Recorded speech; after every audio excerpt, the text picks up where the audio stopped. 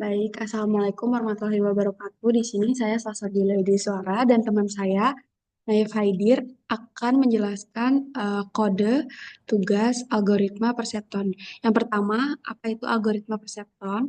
Algoritma perseptron itu adalah algoritma yang bekerja dengan cara menerima jumlah input, melakukan perhitungan bobot terhadap input tersebut, dan kemudian menghasilkan output berdasarkan fungsi aktivasi. Nah, di sini kita langsung masuk menjelaskan tentang kodenya. Kita pakai NumPy itu buat import library komputasi numerik dalam Python.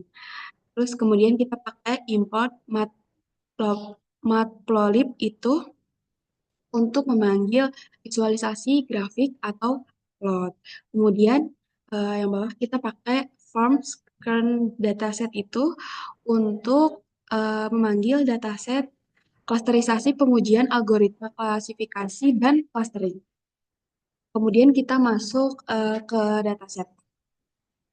Bagian dataset itu kita menggunakan ensamples itu dua jenis data random sejumlah 200 sampel dengan pembagian dua bagian dan sebanyak satu jumlah random data yang diinginkan.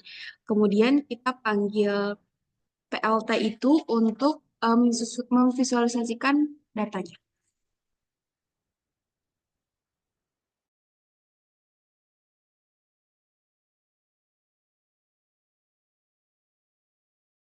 Ya, baik, di sini kita akan melanjutkan terkait algoritma perseptron ya, yang digunakan setelah kita menggenerate random, data random yang sudah kita buat sebanyak 200 sampel ya. Di sini ada kelas perseptron di mana di dalam kelas ini ada fungsi-fungsi train.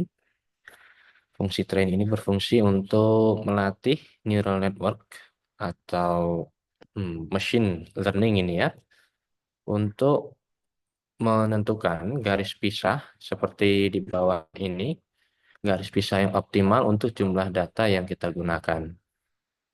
Nah, garis pisah ini kami menggunakan persamaan garis lurus ya, sebagaimana algoritma perseptron di sini dengan komponen mx plus c sama dengan suatu konstanta, atau kita bisa olah sebagai persamaan matematis di bawah ax plus by plus c sama dengan 0.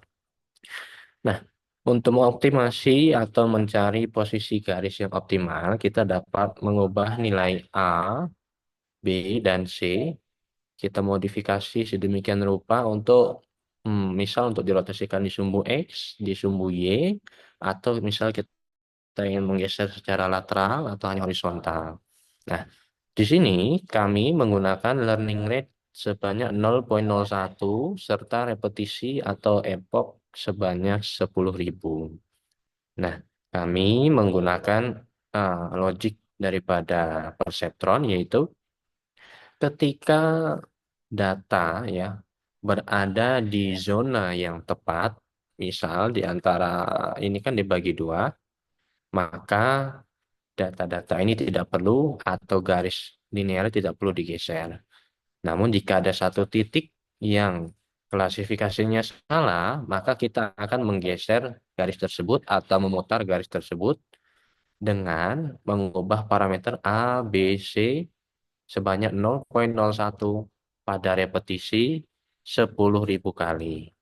Ini dilakukan terus-menerus sehingga dicari atau didapat kemiringan maupun bentuk garis yang sesuai agar dapat diklasifikasikan antara data satu dengan data kedua. Begitu. Nah, untuk perbedaan antara ketiga ini sama saja, hanya saja di sini ada optimasi berupa logik tambahan ketika data cenderung dekat, maka tidak usah digeser. Kalau data cenderung jauh, baru digeser. Kira-kira seperti itu. Nah, di sini kita telah menyusun algoritma sedemikian rupa sebagaimana di video YouTube yang telah diberikan. Dan di sini kami melatih menggunakan learning rate 1 kali 10⁴ dan repetisinya 1 kali 10⁴. Kemudian di sini kita visualisasi dan didapat gambar serta hasil seperti di bawah. ya. Ini kita running dan didapat gambar di bawah bahwa data terpisah dengan sempurna dengan persamaan garis masing-masing berbeda karena ini merupakan variasi saja daripada algoritma perseptron. Oke, untuk algoritma perseptron kami kira cukup dan persamaan ini digunakan untuk menentukan garis yang sudah ditentukan.